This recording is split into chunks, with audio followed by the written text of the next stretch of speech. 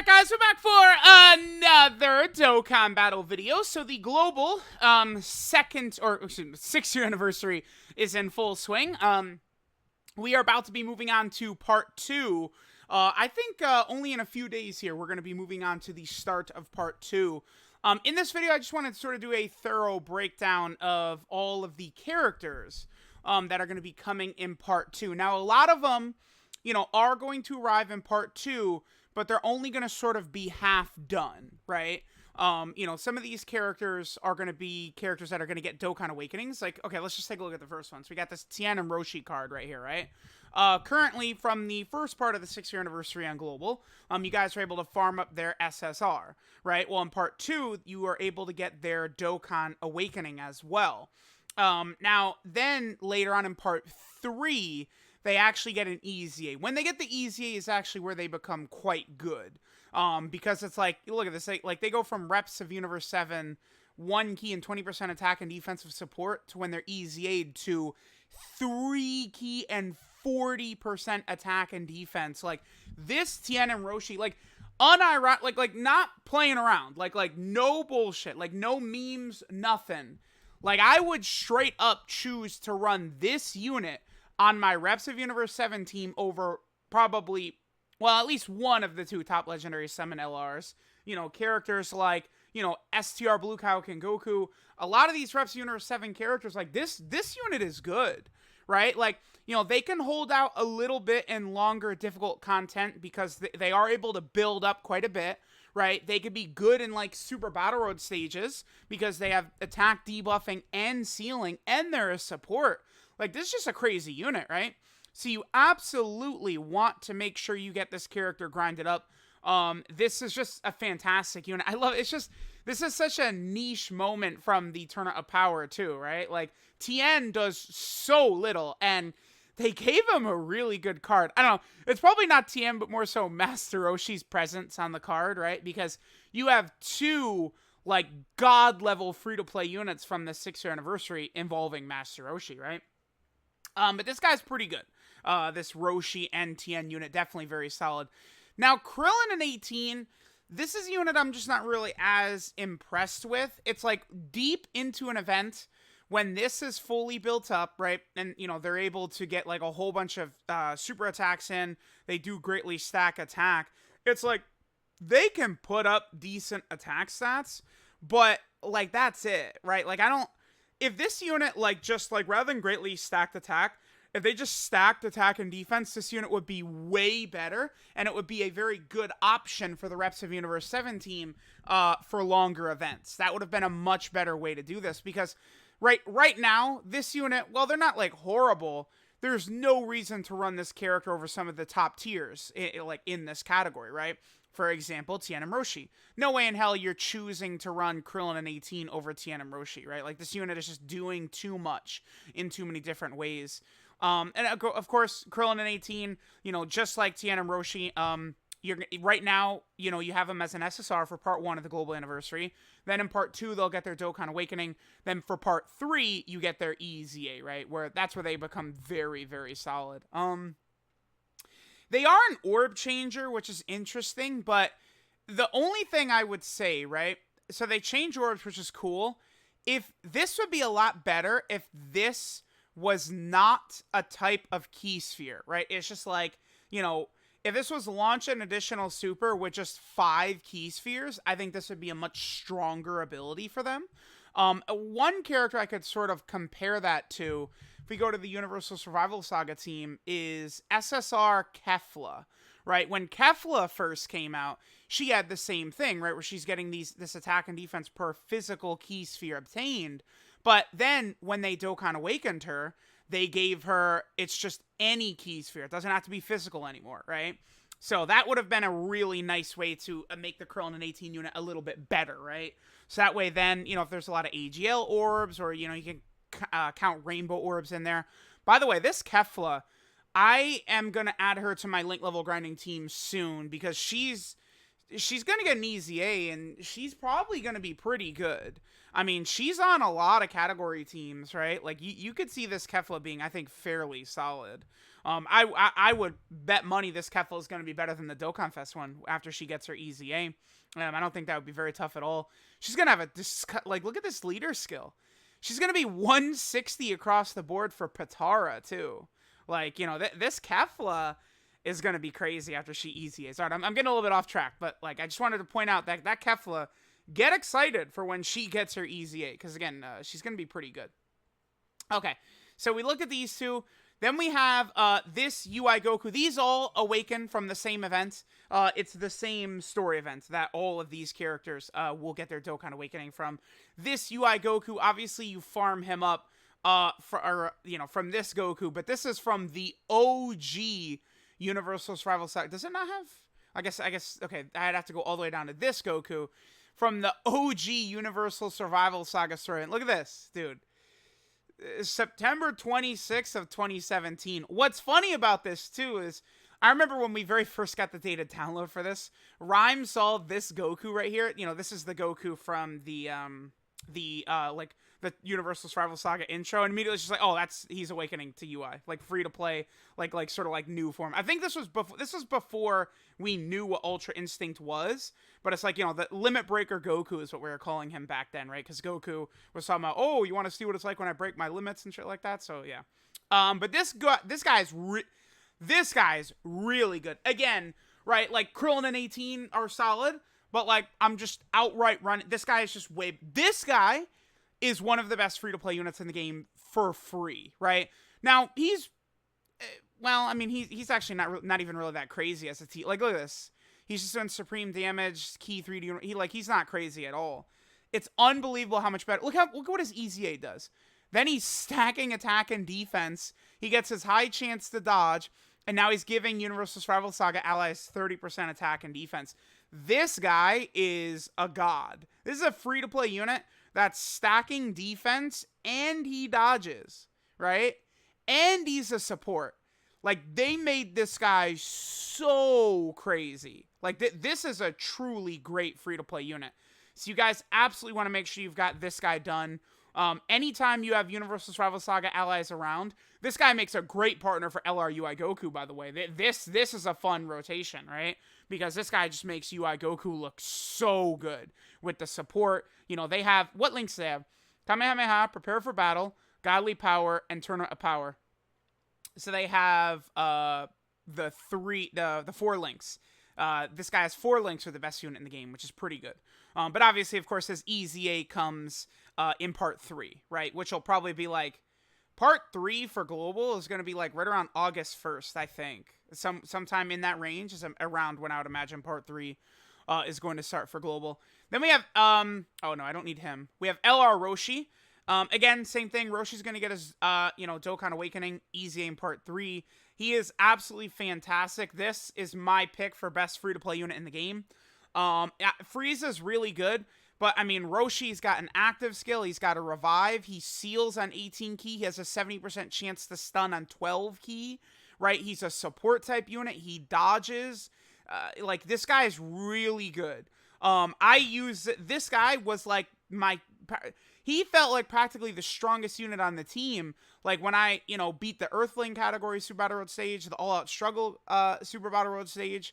Like this guy is crazy, right? Like he is a god. This is a ridiculous unit. Pretty soon, actually, I mean, it's what, like 4 hours from now or 3.5. Extreme Super Battle Road is getting new stages. One of them being the Universal Survival Saga team, right? Or the Universal Survival Saga category stage. I'm probably just running like straight reps of Universe 7, and I'm probably going to include Roshi on the team. Roshi, STR UI, Physical UI, AGL UI, LR Evolution Blue Vegeta. Probably the squad I'm going to be using in there. I might bring Tien and Roshi too. Again, like sealing and attack debuff, like that's very powerful. You want to know who else does that? Spirit Bomb Absorb Goku. Like this is a really good super attack effect for Super Battle Road, right? You'll be able to get a lot of value out of that for sure. And yeah, just Roshi is just so much. I mean, he's just, again, he's my pick for best free-to-play unit in the game. He just does so much, brings so much to the table. It is going to be pretty difficult to do this, though, because he has to get hit 7 times, and he has dodge. So that's a very tough combo. You will not, dude, I've gotten his active skill like 5 times total or something like that. And I've used Roshi a lot. You're not going to see that active skill activate very often. Again, the combo of needing to be hit and having dodge makes it very difficult to get some of those abilities to activate, right? Okay. Then we have EZA UI Goku. This is probably, I would say, of all of the characters in Part 2, including, you know, the, like, LR Roshi and stuff like that, I think this is the best of all of the units. I think he's going to give you guys, like, he's going to be the most impactful for everyone as well. Because the thing about this UI Goku, I wish I could get a list of banners. One thing that would be really sick if, like, the Dokkan Wiki would do. I mean, this would be tough, but, like, if they listed, like, some of the premium, like, Dokkan Fest exclusive, like, banners that characters were on, if we pulled up this guy's banner history, he's on some of the best banners ever. Some of the hypest banners ever. Some of the banners that, like, all free-to-play players are summoning on, this guy is on. If you've been playing for a while, you very likely have this guy rainbowed. Like, flat-out rainbowed. He's been on so many major hype good banners. You guys probably have this guy with many dupes. So him then getting an EZA, which I think puts him in contention for top 10 overall units in the game, right? Personally, I probably would argue the Super Saiyan 4's Angel Goku and Cooler above this guy, but their leader skills are not this. This guy has the second best EZA leader skill in the game behind only LR Goku and Frieza, who, of course, I mean, there's, you know, 177% to maybe the strongest team in the game. It's pretty good, I would say. UI Goku becomes the ideal realm of God's leader. And guess what? It's not like, oh, good, now I have to search for, you know, this leader on the friends list, right? You know, who's impossible to find. Like, the GT Dokkan Fest Goku and Vegeta are so godly, so amazing, so incredible. But I actually struggle to find them consistently on my friends list. Like, when I run, like, Vegeta family, Goku family, or GT Hero teams, a lot of times for these videos, for these showcases, I do actually have to reload a couple of times because I can't consistently find those characters on the friends list, right? One of the reasons, of course, is they've only been around once. Well, again, EZA UI Goku's been on 5,000 banners, and he hasn't just been on a million banners, like, you know, like, oh, good, he was on, like, the Trunks and Goten banner, right? Like, a banner that no one should have summoned on, or, like, AGL PyCon or some shit, right? Like, Videl, banners you really should skip as a free-to-play player. This guy's been on, like, anniversary banners, right? Like, Worldwide Download Celebration banners. You know, major hype characters. So, you know, that just adds to this guy's, like, you know, how good he is, I think, or how useful he'll be to a majority of the player base. Because a lot of you guys probably have him. Amazing link set. He's on a million teams. He's stacking. The reason I like the other EZAs above this guy, by the way, is that he is strong just right here. Like, you know, as UI sign. You know, the stacking, of course, great for long events. But he's not, like, a killer like the Super Saiyan 4s are, I think, until you transform with him. This guy is better than Cooler, the Super Saiyan 4's Angel Goku, Physical Vegeta Blue. When he's transformed, he's better than all of them. Easy. Like, that's, I would not argue that whatsoever. But you still have to transform with him. It's not the hardest ever. Just get below 50% HP. God event and Super Battle Road stages, you could get that consistently, right? Because, again, 50% is, I'd say that's relatively common. It's like, once you start talking about, like, under 30%, it's pretty rare. But 50% is not really that bad. He's still stacking, and now he has a 70% chance to dodge. He disables enemy guard, which means he can just attack physical type units and not have to worry about type disadvantage. And then this is so good, dude. He has guaranteed dodge. His first turn he transforms. That is crazy. I love that ability. That's so good. For, like, again, the God event. God event, that's incredible for. So yeah, this guy is, he's a beast, right? He's great. He's fantastic. I'm going to do several videos on him, once we get him announced on Global Dokkan. I'll do a full level 10 links video of him. I'll probably just do a video focused on taking him into the GT Goku event as well. But this guy's just crazy, right? Then we have the two top legendary summon LRs. I am just not really too impressed with these two. The problem is, so the last 2 years, the top legendary summon banners, They give us LR Rose, who might, I mean, LR Rose might be the best of the 4 top legendary summon LRs of the last 2 years. But he just has no help. Like, you can't use him. You can't use him. There's no one to use him with, right? His teams are dead. Goku Black sucks in Dokkan right now, which is crazy because, like, Legends has had that green Goku Black terrorizing for a year now. And then, like, Dokkan, it's like, yeah, Goku Black is dead in Dokkan right now. It's because when he first came out, they spammed Goku Black cards, right? And, like, since, they just have not like, Future has not been supported by Dokkan in a very long time. There's a lot of stuff they could do for Future, right? They could give us a Blue Kaioken Goku from the Future category. They give us, like, a Dokkan Fest, you know, like, Future 17 and 18. Like, there's a lot of stuff they could do, I think, for the Future category team to make it good in the future, but right now it's pretty dead. Now, this unit is amazing on Reps of Universe 7. The problem I have with this unit, I think, is I just, like, they have, this is crazy, right? This is really powerful. And then in particular on their 18 key, giving allies chance to crit and then 30% defense to all allies. Very nice. But this unit is not really a slot 1 unit. Like, they could have good defense, but, like, you know, you're running them on the same team with UI Goku and LR Evolution Blue Vegeta, both of whom are much better in slot 1, right? Which I think hurts. If this character, like, as crazy as they are, they also need to have, like, 40% damage reduction or 30% damage reduction on top of everything else they do. I know that sounds insane because they already do put up very good numbers and they're very strong, but they are limited to just one team, basically. You have to use them on Reps of Universe 7. So they could have made them even more OP because there's only one team where you're really using them at full power. So I don't, like they could have made this unit even better, right? I like the design of this unit. It's just they pit, like, this is the wrong team to do this on. This is, like, the team is already strong enough. I know it's the whole theme of the anniversary, right? But, like, I don't know, something like Rapid Growth or Special Pose could use one of these. That would be very good, right? So, I don't know. I mean, let me know what you guys think of this unit. This unit is very powerful. Like, you definitely, in the right situation and shit like that, this character's definitely looking like a top 10 unit in the game type character. For sure. But both of these LRs, by the way, like, they look super good. But, like, you know, when you get MVP 17, when this guy is next to them, they actually look like top 10 units in the game. They're designed to be run with this guy. But, you know, I mean, this guy's still, like, he's okay. But he's aged, right? Like, you're not, like, this guy's designed to be, like, on rotation, you know, in the thick of things. When he EZAs, literally, all they gotta do, right? You know, give him, like, so he could keep that the same, give him 100% defense at the start of turn, and then get rid of this. And he is God on all of his teams. He is gonna be so crazy. This guy, I was gonna say secretly, but I mean, I've been talking about it for 6 months now. But this guy's EZA is going to be one of the biggest in the game's history. Because of the teams he's on that really need help. Android, Sibling Bond, Worthy Rival, Defender of Justice, you know, Battle Wits, Final Trump Card.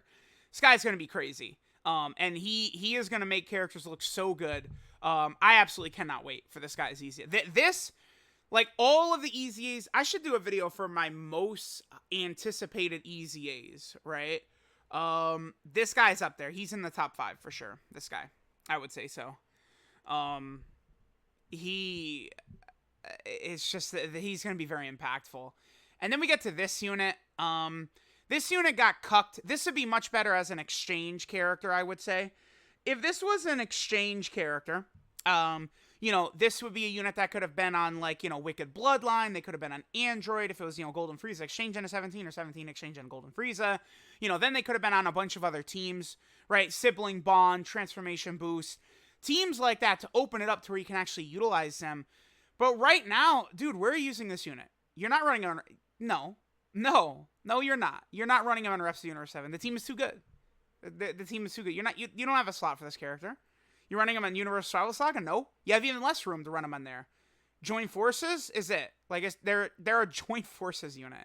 Like, Battle of Wits, no, because you're just running probably full Vegetos and shit over there, right? Like, I don't know, dude. Like, I have no idea what in the hell they were thinking with this unit. You just have nowhere to run them. You're just not running them whatsoever. And I mean, maybe this is just a thing with me personally. I hate this. This right here. The crit chance is fine. I think that's cool, right? You know, every turn they build up a chance to crit within that same turn. That's cool. I like that's a nice, neat effect.